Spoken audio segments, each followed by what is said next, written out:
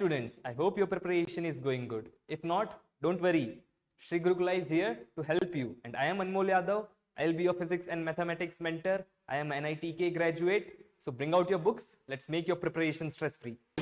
So next question is integration 0 to pi by 2 sine square x by 2 minus cos square x by 2 dx. So if you remember the formula for cos 2 theta, it is equals to cos square theta minus sine square theta, or it is equals to 1 minus 2 sine square theta,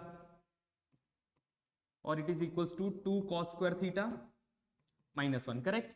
So since we are seeing this, it is exactly, this is equals to, if we will replace theta with x by 2, so what we will get?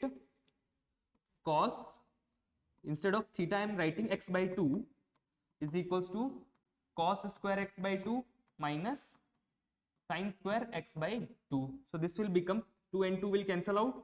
So cos x is equals to cos square x by 2 minus sine square x by 2, correct? So here we have sine square x by 2 minus cos square x by 2, means it is actually exactly equals to minus of cos x, correct? So we can write this as, so we can write our integration as,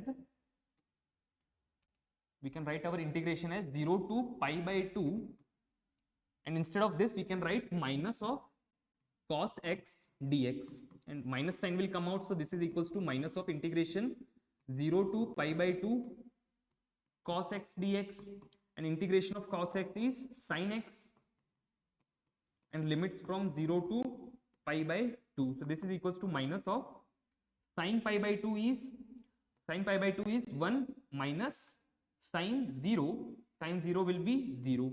So this is equals to minus 1. So our correct answer will be minus 1. I will be back soon. Till then, keep practicing. This is Anmol Yadav from Sri Gurukula signing off.